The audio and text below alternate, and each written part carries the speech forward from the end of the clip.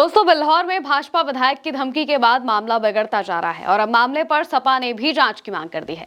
दरअसल यहां मंदिर के पास गौमांस के अवशेष मिलने पर भाजपा विधायक ने तमाम बयानबाजियां की, आरोप लगाए और कथित तौर पर दंगा भड़काने की कोशिश की। यह आरोप सपा का है। अब मामले में सपा की पूर्व विधायक प्रत्याशी रचना सिंह गौतम ने भी मामले में एसीपी को ज्ञापन सौंपा है। उन्होंने क्या कहा है, सबसे पहले आप उनका बयान सुनिए। नैतिक दबाव में आकर अधिकारियों या स्थानीय नागरिकों का उत्पीड़न बंद हो। जो लोग इस संवेदनशील मामले को जातिगत रंग देकर दंगा भड़काने की साजिश कर रहे हैं, उन पर कठोर कार्रवाई की जाए। समाजवादी पार्टी सदैव न्याय और संविधान के साथ खड़ी है।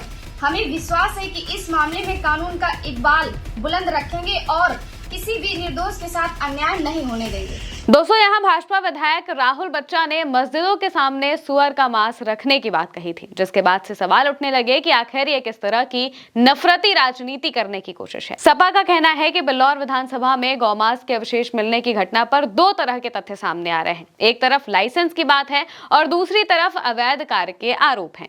समाजवादी पार्टी और रचना सिंह गौतम ने स्पष्ट रूप से मांग की है कि अपराधी कोई भी हो, उसे कठोरतम सजा मिले, लेकिन अपराध की आड़ में पूरी विधानसभा को दंगों की आग में झोंकने की साजिश को बर्दाश्त नहीं किया जाएगा।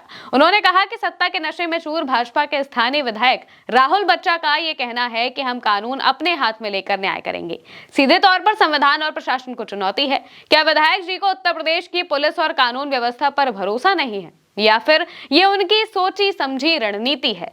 सरकार और विधायक से रचना गौतम ने सीधे सवाल भी पूछे कि जब भाजपा सरकार खुद स्लॉटर हाउस को मंजूरी और लाइसेंस देती है, तो फिर काम करते वक्त भाजपा के कार्यकर्ता कानून हाथ में क्यों लेते हैं? दूसरे धार्मिक स्थलों पर मांस फेंकवाकर दंगे भड़काने की धमकी देना क्या एक जनप्रतिनिधि की भाषा होनी चाहिए?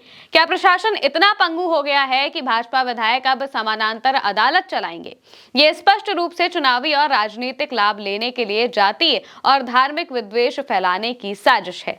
चंद अपराधियों को सजा दिलाने के बजाय पूरे समाज और निर्दोष लोगों को निशाना बनाना भाजपा की पुरानी फितरत रही है। यही आरोप लगाए जा रहे हैं। साथ ही मांग की गई है कि अपराधी जो भी है उसे जेल में भेजा जाए, लेकिन इसकी आड़ में बिल्हौर के भाईचारे को दांव पर ना लगाया जाए। रचना सिंह ने कहा कि मैं प्रशासन से अपील करती हूं कि सत्ता पक्ष के किसी भी दबाव में ना आए, किसी निर्दोष को वोट बैंक की राजनीति की भेंट ना चढ़ाया जाए। क्षेत्र की जनता से मेरी हाथ जोड़कर विनती है कि शांति बनाए रखे और नफरत फैलाने वालों को पहचाने। समाजवादी पार्टी न्याय के साथ है, नफरत के साथ नहीं।